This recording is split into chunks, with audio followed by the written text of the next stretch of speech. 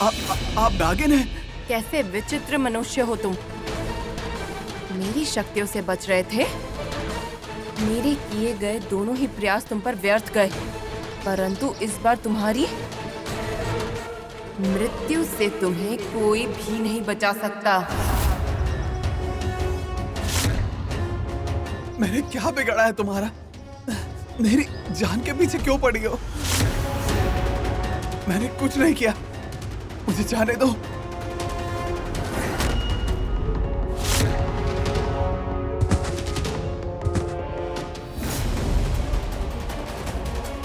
इसे अभी ही मैं त्र्यंबक को सौंप दूंगी, तो दिया हुआ कार्य सफल हो जाएगा।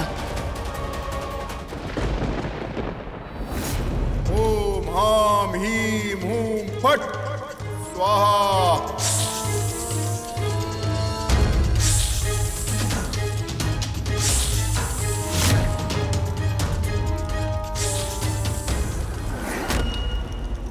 देखो, तुम्हारे दिए हुए कार्य में मैं विजय हुई। मुझे तुमसे यही एक उम्मीद थी। तुम्हारा दिया हुआ कार्य समाप्त हुआ। अब मैं प्रस्थान करती हूँ। नहीं, तुम्हारा कार्य यही खत्म नहीं होता है। इसे बंदी बनाकर लाना ही सिर्फ तुम्हारा कार्य नहीं है, बल्कि इसे उचित स्थल पर छोड़ना तुम्हारा कार्य है। कौन सा स्थल है? मैं अभी वहाँ पर इसे पहुँचाती हूँ। ये इतना आसान नहीं है। इसे यहाँ से ले जाने से पहले मुझे इस पर मंत्र का उच्चारण करना पड़ेगा। जब ये हर प्रकार से मेरे वश में आ जाएगा, तब तुम यहाँ से प्रस्थान कर सकती हो। ठीक है, प्रतीक्षा करूंगी।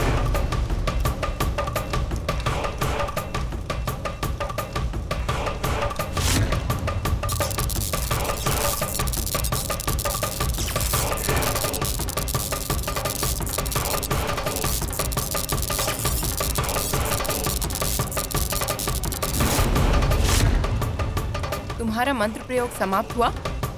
इस पर मेरे मंत्र उच्चारण का कोई असर नहीं हो रहा है। ये कोई सामान्य मनुष्य नहीं है। सामान्य मंत्र शक्तियों से इसे अपने वश में करना असंभव प्रतीत हो रहा है। ये कैसे संभव है? ये तो बस एक साधारण मनुष्य है। ये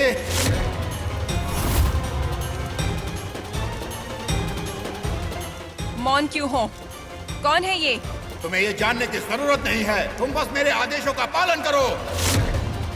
अभी फिलहाल तुम उसे यहाँ से ले जाकर काल गर्भ में बंदी बना दो। काल गर्भ?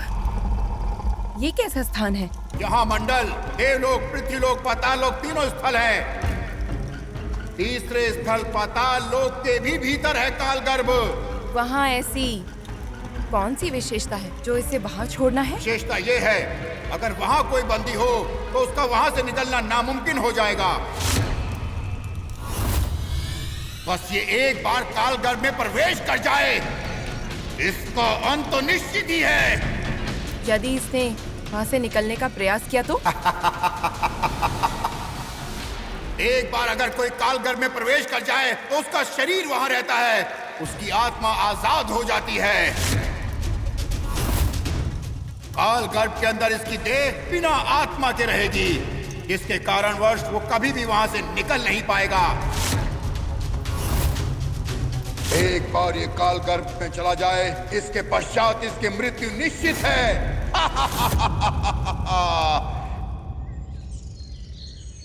मधु, सारा घर ढूंढ लिया मैंने। तुम यहाँ क्या कर रही हो? सुनिए जी, हमारा बेटा त्रिशूल कहाँ है? उसकी कोई खबर मिली क्या? मालिक ने उसे कहाँ भेजा है? नहीं मधु, मालिक ने उसे कहीं नहीं भेजा है। छोटे मालिक ने भेजा हो? उन्होंने भी उसे कहीं नहीं भेजा। अगर किसी ने उसे कहीं नहीं भेजा तो वो लड़का गया कहाँ?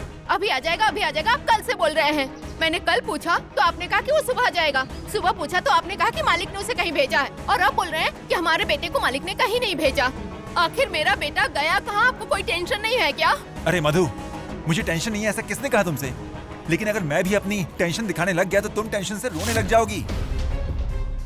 ऐसी कोई जगह नहीं जहाँ मैंने उसे नहीं ढूंढा। हर जगह देखकर आया हूँ, लेकिन कोई नहीं जानता कि वो कहाँ गया है। मधु, हे भगवान! अगर मालिक ने उसे कहीं नहीं भेजा है, ना ही छोटे मालिक ने उसे देखा है,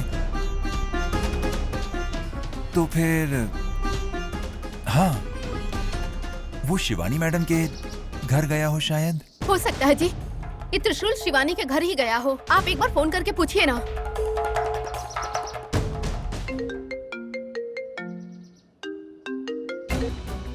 हेलो, कौन?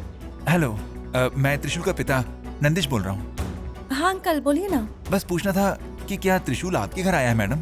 त्रिशूल? नहीं तो, सब ठीक तो है ना? बस कुछ नहीं मैडम, ऐसे ही पूछ रहा था। अंकल, लेकिन आप तो बहुत डरे हुए लग रहे हैं। बात क्या है अंकल, कोई प्रॉब्लम है क्या? पता नहीं त्रिशूल कहाँ गया है। सोचा कि आपके घर गया होगा, इसलिए आपको फोन कर लिया। बस इतनी सी बात के लिए आप डर क्यों रहे हैं? कहीं आसपास गया होगा। हाँ, आप त्रिविक्रम से पूछ लीजिए ना। उनसे भी पूछ लिया मैडम, पर उन्हें भी कुछ नहीं पता मैडम। लेकिन उसे कल रात से हमने देखा नहीं है, ना ही वो कल रात को घर आया, इसलिए थोड़ा। कल रात से घर नहीं आया वो? हाँ मैडम, अगर आपको कुछ भी पता चले तो मुझे बस एक फोन कर दीजिएगा। हाँ हाँ ठीक है अंकल। Thank you madam. क्या अब मैं इसे ले जा सकती हूँ? उसके लिए ये उचित समय नहीं है। सही समय आते ही मैं तुम्हें सूचित कर दूंगा। और वो उचित समय कब आएगा? आकाश में वो नक्षत्र 6 प्रकार से प्रकट होगा। वही नक्षत्र हमारा संकेत है। ये संकेत मिलते ही मैं पूजा की शुरुआत कर दूंगा।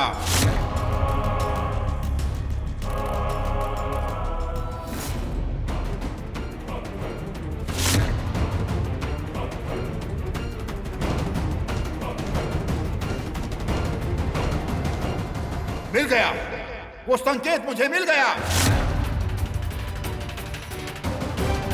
मैं शीघ्र ही पूजा का आरंभ करता हूं।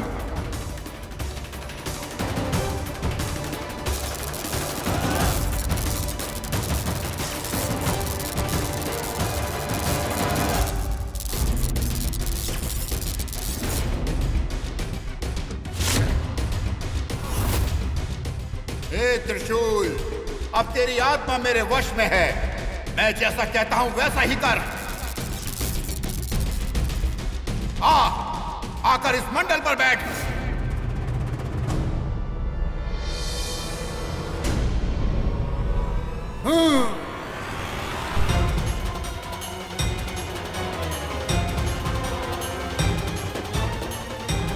ये कैसे संभव है? तुम्हारे हाथ हिलने पर उसका भी हाथ हिल रहा है? क्योंकि वो संपूर्ण रूप से मेरी कठपुतली बन चुका है। मेरी इच्छा अनुसार उसकी देह कार्य करेगी। ये देखो।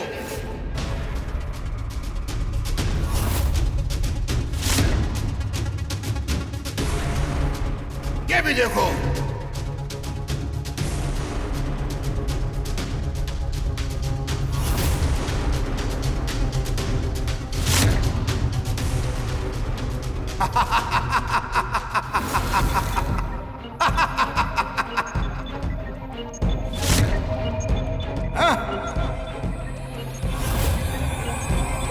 अरे ये क्या? इसे तो होश आ गया। बस आंखें खुली है, लेकिन इसकी देह में कोई चैतन्य नहीं है। ये अचैतन्य अवस्था में ही है। अब इसके साथ प्रस्थान करना तुम्हारे लिए अनुकूल रहेगा।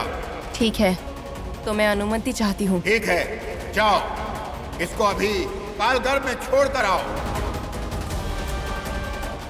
तुम्हारी यात्रा शुरू होते ही आगे का मार्ग तुम्हें गोचर हो जाएगा। अगर पथ में कठिनाई आएगी तो उस समय तुम्हें अपना रूप बदल कर रहना होगा। इस बात का ध्यान रखना। ठीक है।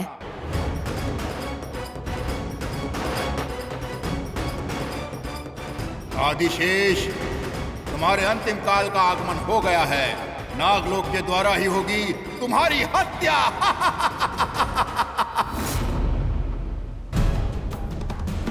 नागमाता। शिवानी, आओ पुत्री, तुम्हारी ही प्रतीक्षा कर रही थी मैं। मेरा पुत्र सुरक्षित तो है ना? जी नागमाता, आदिशेष बिल्कुल सुरक्षित है। अच्छा है, अब जाकर मेरे मन को शांति प्राप्त हुई। उसकी जिंदगी में आई सारी कठिनाइयां बस इसी तरह दृश्य हो जाएं। मैं बस यही प्रार्थना करती हूँ। शिवानी, क्या हुआ? क्या विचार कर रही हो तुम, बताओ? नागमाता, कल रात से त्रिशूल लापता है। उसका किसी को कोई पता नहीं है। उसके घर वाले बहुत चिंता कर रहे हैं माता। शिवानी, बहुत गलत कर रही हो। तुमसे मुझे ये अपेक्षा नहीं थी। त्रिशूल बहुत अच्छा इंसान है माता। उससे मुझे अत्यंत सहायता मिली है और इस समय वो संकट में है। अगर ऐसे समय में मैंने उसकी सहायता नहीं की तो क्या ये गलत नहीं होगा? शिवानी, तुमने आज तक उसकी बहुत सहायता की है ना? इसके आगे जो भी होगा वो नियति का लिखा होगा। अभी तुम्हारा ध्यान सिर्फ आदिशेष पर होना चाहिए। आदिशेष पर आई हुई आपत्ति को दूर करना है। उस परमेश्वर का आसरा चाहिए।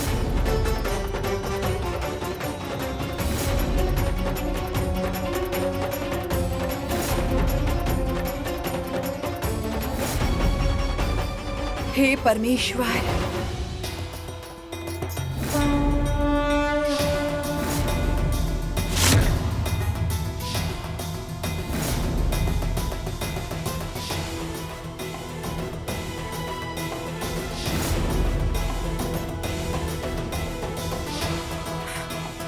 ये नाग कंगन है। शिवलिंग के सामने रखकर इसकी आराधना करो। पूजा समाप्त होने पर शंख से तीर्थ का प्रसाद उसे दे दो। उसी से आदिशेष के जीवन में आई हुई कठिनाइयां पूरी तरह समाप्त होंगी। परंतु ये नाग कंगन क्यों नागमाता? आराधना की समाप्ति पर ये नाग कंगन को अपने हाथों में लेना। तुम्हारी आराधना सफल होने पर यही तुम्हें आगे का पथ बताएंगे। अर्थात इन कंगन को जिस समय तुम अपने हाथों में लोगी तो हमारे नीली के हथियार अगर तुम्हारे आसपास भी होंगे तो ये कंगन अपना रंग बदल देंगे। ठीक है नागमाता, मैं अभी जाकर आराधना शुरू करती हूँ। तुम्हारा भला हो। एक और विषय है, तुम्हारी आराधना के समय तुम्हारे मन में केवल आदिशेष मात्र होना चाहिए। दूसरे का विचार तुम्हारे मन में ना आ पाए। नहीं नागमाता, मैं अपने आदिशेष को कभी कुछ नहीं होने दूंगी। मैं ये ध्यान रखूंगी कि मेरे मन में त्रिविक्रम के अलावा कभी कोई और ना आ सके। मेरे लिए मेरा आदिशेष मुख्य है।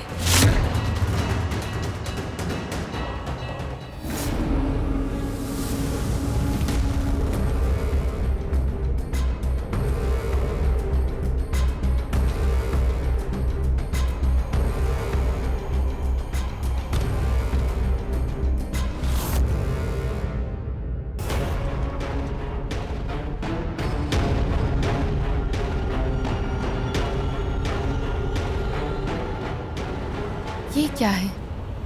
समुद्र की तरह ये तो सफेद बादलों की परत पसरी हुई है। इसे कैसे हम पार कर सकते हैं? अब क्या करें? त्र्यंबक ने कहा था मार्ग में आगे बढ़ते ही मुझे अपने आप आगे का चलन गोचर होगा, परंतु कुछ समझ नहीं आ रहा। अब मैं क्या कर सकती हूँ?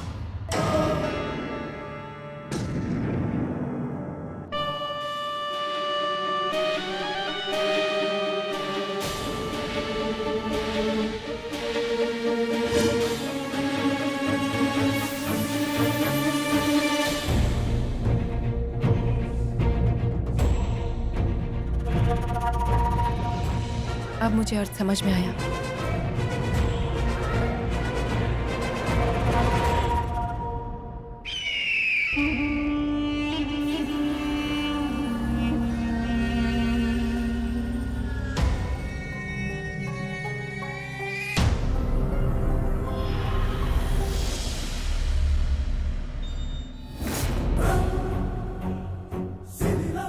माँ जी, अंकल, त्रिशूल का कुछ पता चला? उसकी कोई खबर मिली? नहीं बेटा, कुछ पता नहीं चल रहा।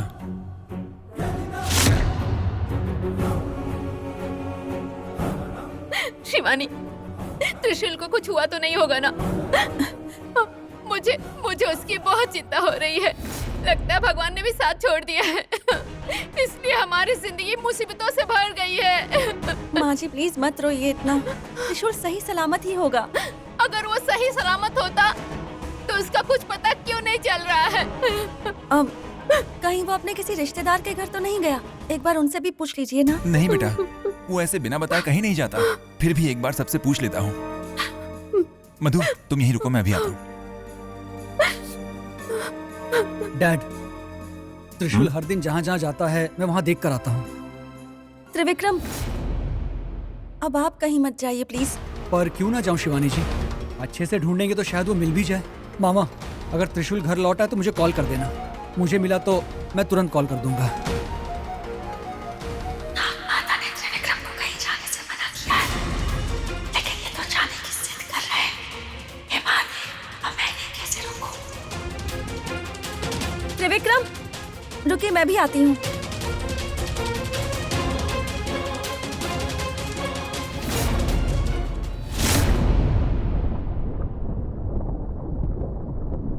ये कैसा द्रव्य है? हमारी ओर ही बह रहा है। ये भी शायद वो सफेद द्रव्य जैसा ही होगा। स्पर्श करते ही रास्ता बना देगा।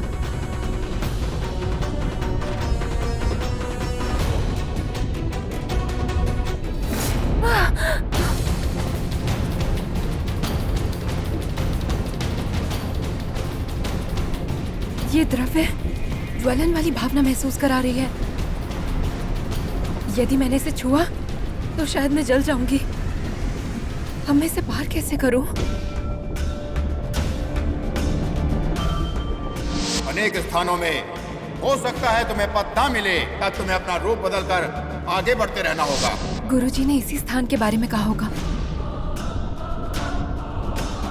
मुझे अपना रूप बदलकर इसे पार करना होगा।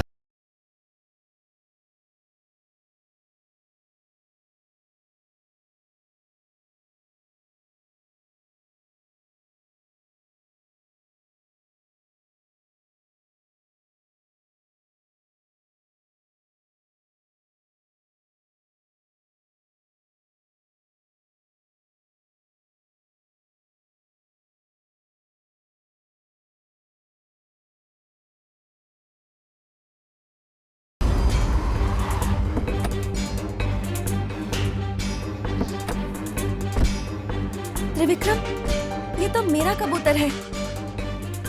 ये यहाँ है, मतलब त्रिशूल भी कहीं आसपास ही होगा। त्रिशूल! त्रिशूल! त्रिशूल! शायद उसे त्रिशूल के बारे में कुछ पता हो सकता है। हो सकता है। हाँ चलिए। ठीक है।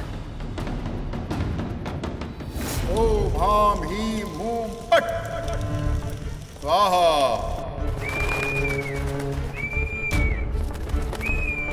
शिवानी जी, और कितनी दूर? कब से हम इस कबूतर का पीछा कर रहे हैं। मनुष्यों की गंध आ रही है। मेरी पूजा में विघ्न डालने के लिए संभवतः इधर कोई आ रहा है। कौन है वो? ओम हाम हीम हूम फट।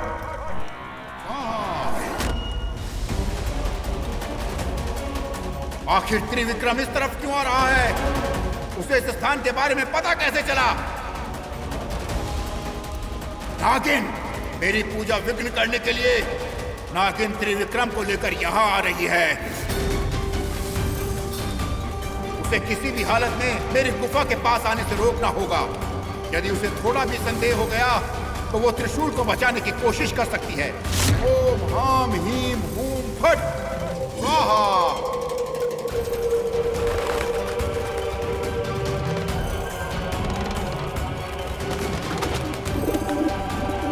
त्रिविक्रम, भला त्रिशूल यहाँ क्यों आया होगा? इस जगह के बारे में उसने कभी बताया नहीं। देखते हैं, चलिए उस तरफ।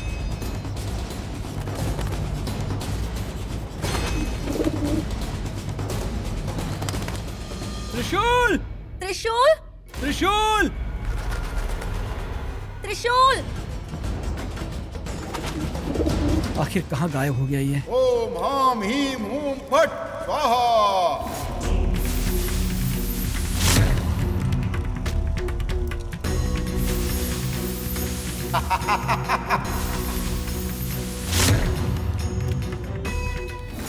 त्रिविक्रम, पीछे देखिए, वो पेड़ गिरा है।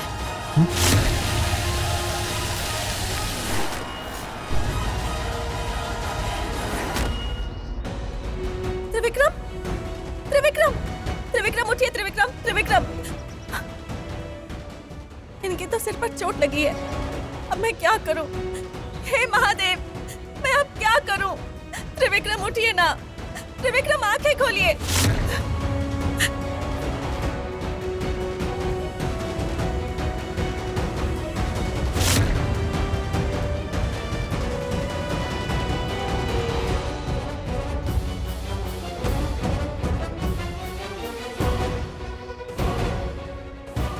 त्रिविक्रम, त्रिविक्रम आंखें खोलिए प्लीज। त्रिविक्रम,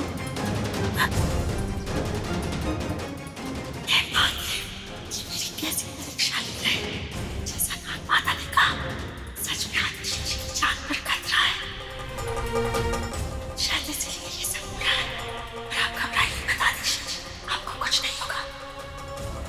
नागमाता ने जो मुझे बताया मैं वो करूंगी और आप बचाऊंगी।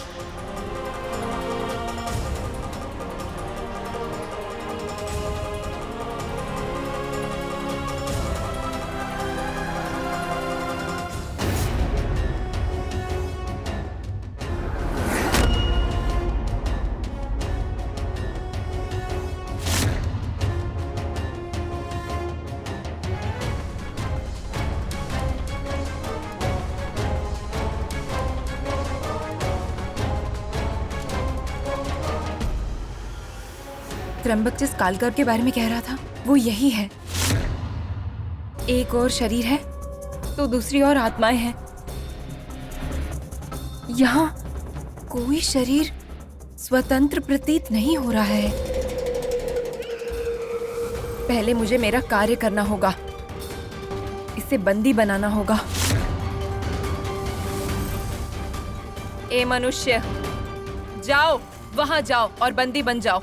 अब से वही तुम्हारा स्थान है।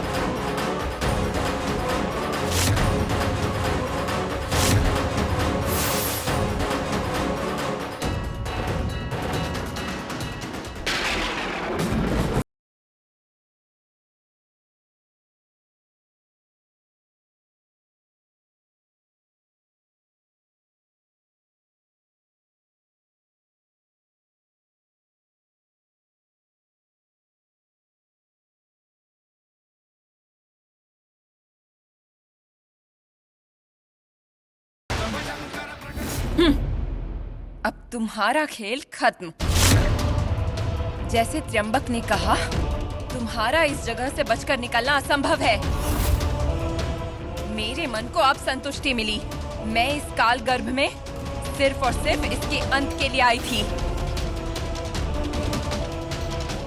यहाँ मेरा कार्य समाप्त हुआ।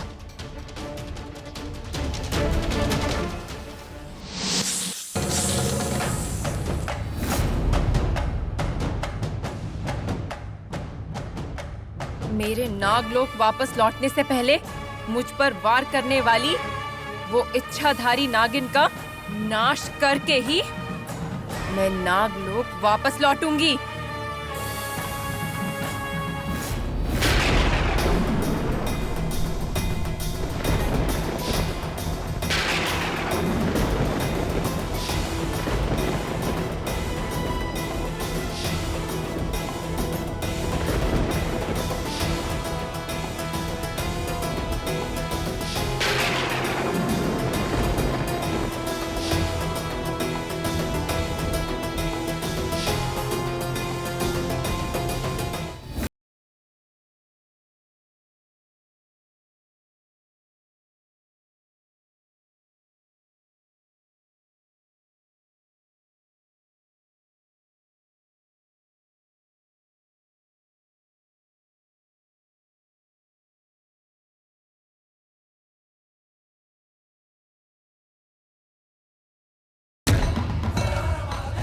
महादेव, ये आपका कैसा खेल है?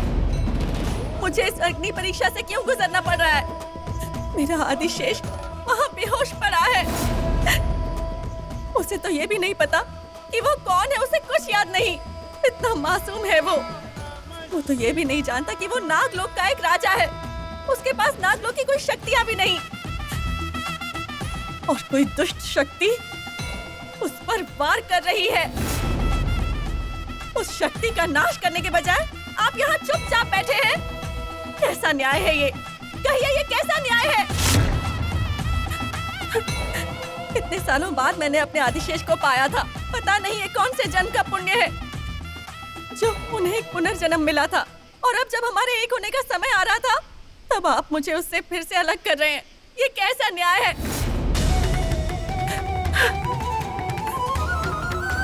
नहीं, मुझे मेरे आदिशेष से कभी कोई दूर नहीं कर सकता। मैं अपने आदिशेष की रक्षा करूंगी, मैं उसे बचाऊंगी।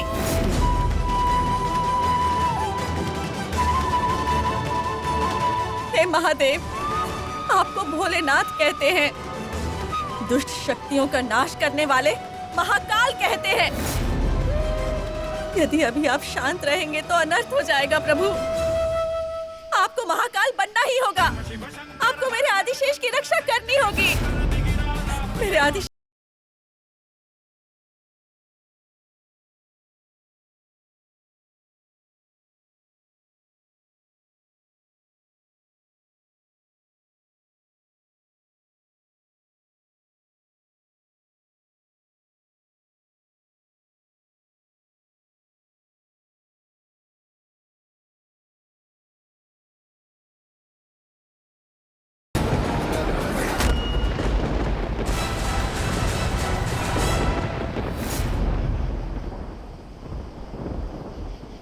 कौन है?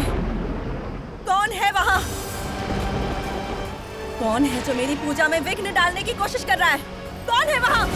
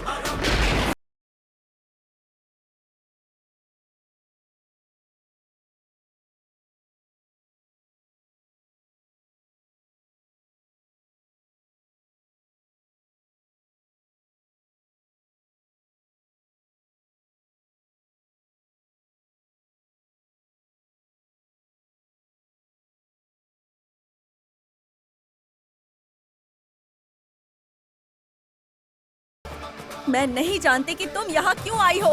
मैं नहीं जानती तुम्हारा उद्देश्य क्या है, पर इतना अवश्य जानती हूँ कि मेरे आदिशेष की जान को तुमसे खतरा है। क्यों मुझे परेशान कर रही हो? मैंने तुम्हारा क्या बिगाड़ा है?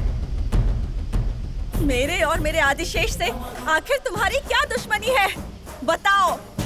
मैं तुम्हें उत्तर देना जरूरी नहीं समझती। मेरे कार्य में जो भी विघ्न उत्पन्न करे, मैं उनका खेल हमेशा के लिए खत्म कर देती हूँ। मैं नहीं जानती तुम्हारा उद्देश्य क्या है, और मैं जानना भी नहीं चाहती, पर मेरी पूजा में विघ्न मत डालो। तुम्हारी किसी भी पूजा को मैं संपन्न नहीं होने दूंगी। देखो, मुझे तुम्हारे साथ लड़ाई करने की इच्छा नहीं है, और मेरे पास इतना वक्त भी नहीं। मेरा आदिशेष संकट में है, उसके प्राण संकट में है। मुझे उसकी रक्षा करनी है। कृपा करके यहाँ से चली जाओ। हे महादेव, इसे मेरी बात समझ में क्यों नहीं आ रही? अब आप ही मुझे कोई मार्ग दिखाएं।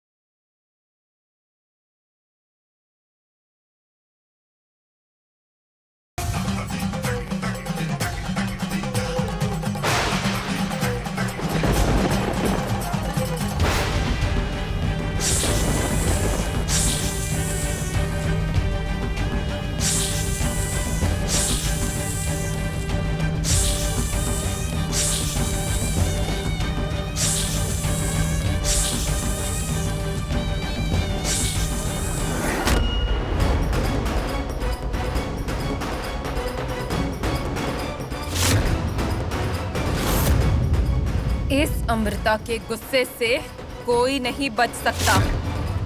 इस अमृता के गुस्से का सामना दुनिया में कोई नहीं कर सकता।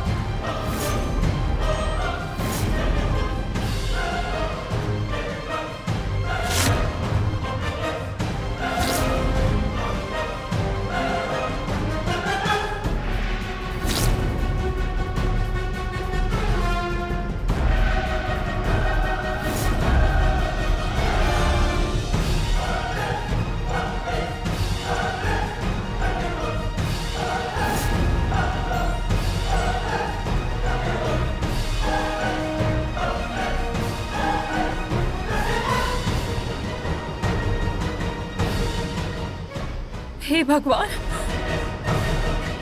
मैंने बहुत बड़ी गलती कर दी।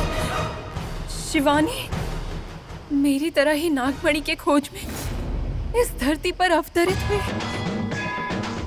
उसे परेशान करके मैं नागलोक को धोखा देने वाले काम कैसे कर सकती हूँ? हे भगवान, मुझे माफ कर दीजिए, मुझे क्षमा करें।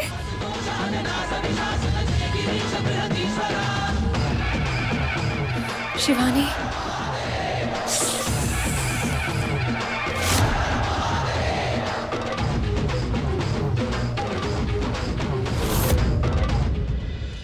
इसका मतलब मैंने आदिशेष को कालगर्भ में बंदी बनाया है।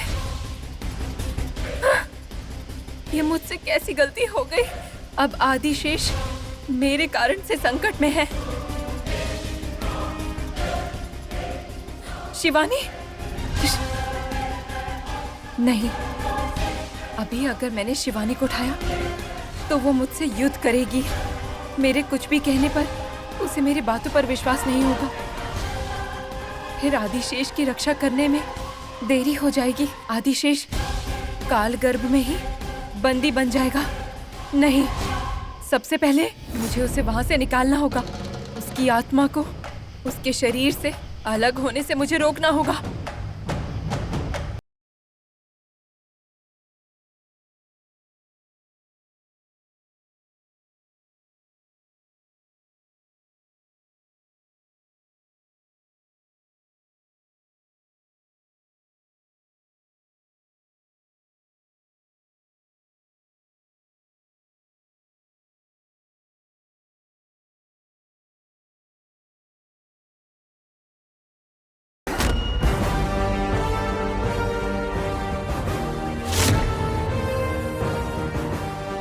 आदिशेष, कृपा करके मुझे माफ कर दीजिए। मुझसे बहुत बड़ी गलती हो गई है। मेरा उद्देश्य तुम्हें संकट में डालना नहीं था। मैं उन दुष्ट मनुष्य के धोखे के जाल में फंस गई थी। मैं ये नहीं जानती थी कि तुम ही आदिशेष के पुनर्जन्म हो। सही समय पर उस भगवान ने मेरी आंखें खोल दी और मुझे उस माया जाल से मुक्त कर दिया। अब तुम्हारी रक्षा करने की जिम्मेदारी मेरी है। मैं तुम्हें इस काल गर्भ से मुक्त कराने आई हूँ। चलो आदिशेष, चलो यहाँ से बाहर निकलते हैं।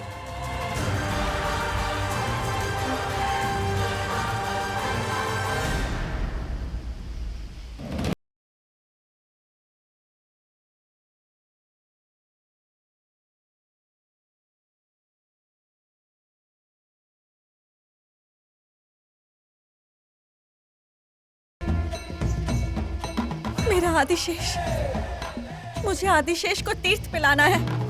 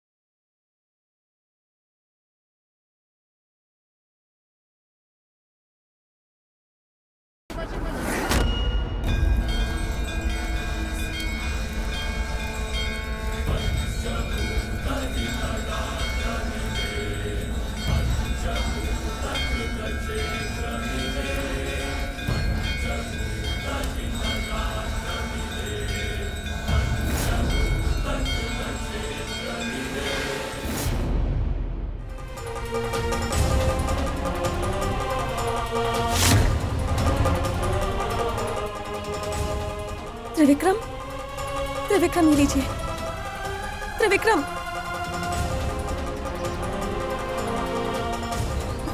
त्रिविक्रम,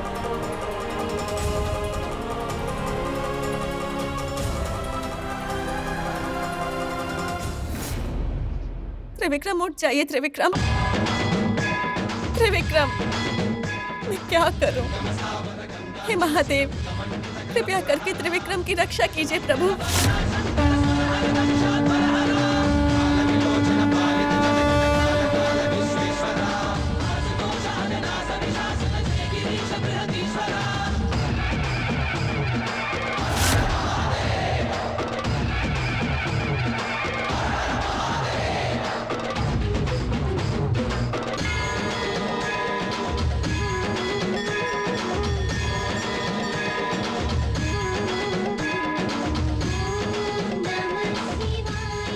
त्रिविक्रम, शिवानी जी, मैं यहाँ क्यों सो रहा था? मुझे क्या हुआ था? आपको कुछ नहीं हुआ त्रिविक्रम, और मैं आपको कुछ होने भी नहीं दूंगी। उस भगवान की आप पर कृपा है, वो हमेशा आपकी रक्षा करेंगे। आराम से।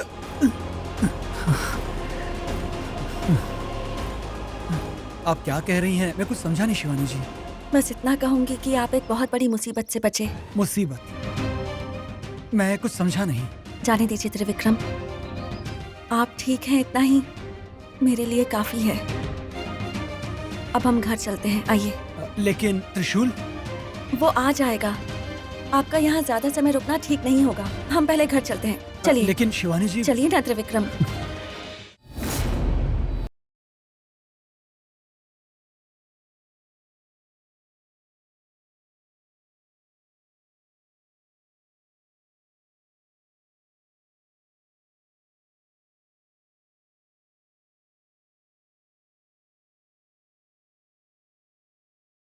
पिताजी,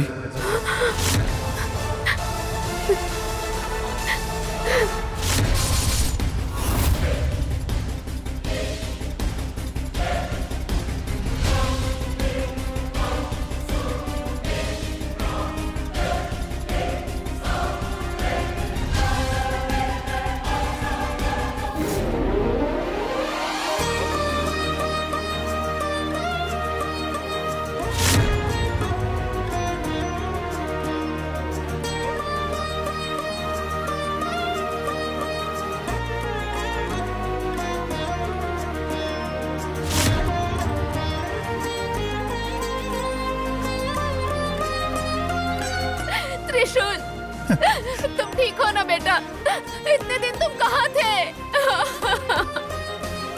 बेटा, हमें बताकर तो जाना चाहिए था ना। देखो हमें कितनी चिंता हो रही थी। कहाँ चले गए थे?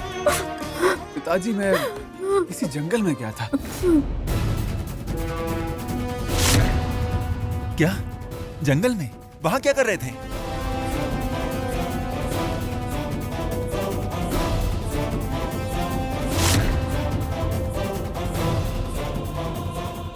त्रिशूल, तुम्हारे साथ किसी ने कुछ किया तो नहीं? नहीं बड़े मालिक, भला मुझे कोई कुछ क्यों करेगा? चलो शुक्र है। आश्चर्य की बात है, अमृता ने इसे नुकसान नहीं पहुंचाया। गुरुजी ने इसे नुकसान पहुंचाने के लिए कहा था। फिर क्या हुआ उसे?